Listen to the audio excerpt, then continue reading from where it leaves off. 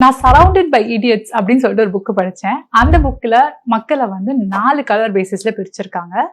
ஒரு கலர் வந்து ரெட், ரொம்ப ஆம்பிஷியஸாக இருக்கிற பர்சன், ரொம்ப வந்து ஒப்பீனியட்டடா, ஸ்ட்ரெயிட் ஃபார்வர்டா, கொஞ்சம் அக்ரெசிவா, இந்த விஷயத்தை எடுத்தா முடிக்கணும், எனக்கு தெரியாது எப்படி முடிப்பீங்கன்னா தெரியாது, முடிக்கணும் அப்படின்ற மாதிரி இருக்கவங்க ரெட் கலர். 2வது கலர் வந்து எல்லோ கலர் இருக்கவங்க வந்து ரொம்ப சியர்ஃபுல், டாக்கட்டிவ், என்தூசியாஸ்டிக், அவங்களுக்கு நிறைய ஃப்ரெண்ட்ஸ் இருப்பாங்க. அவங்க இருந்தாலே வந்து அந்த ரூமே வந்து ரொம்ப ஹாப்பியா இருக்க மாதிரி ஃபீல் ஆகும். அடுத்தது வந்து ப்ளூ, இவங்க வந்து ரொம்ப லாஜிக்கலான திங்கர்ஸ். ரெட் வந்து டக்கு டக்குன்னு இறங்கடா கோதாலன்னு இறங்குவாங்க அப்படின்னா, ப்ளூ வந்து அப்படி கிடையாது. ரொம்ப நேரமா பிளான் பண்ணி ஒரு ஸ்கெட்ச் போட்டு எல்லாத்தையும் பண்ற ஒரு பர்சன். ஒரு விஷயத்த பண்ணா போதும், அது இப்படிதான் பண்ணணும் அப்படின்னு சொல்லிட்டு அவங்க ப்ராசஸை அதிகமா வந்து நோட்டீஸ் பண்ணுவாங்க.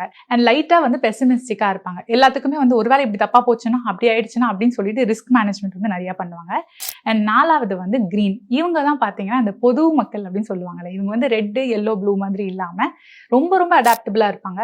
ரெட் என்ன சொல்றாங்களோ செஞ்சிடலாம், ப்ளூ சொல்ல செஞ்சிடலாம், மற்றவங்க ஹெல்ப் பண்றது அண்ட் யாரையும் ஹர்ட் பண்ணணும்னு நினைக்க மாட்டாங்க. பேசிக்கா சொல்லணும்னு இருக்கிற இடம் தெரியாம இருந்துட்டு போகணும் அப்படின்னு நினைக்கிறவங்க. உங்களோட கலர் எது அப்படின்னு சொல்லிட்டு கமெண்ட் பண்ணுங்க.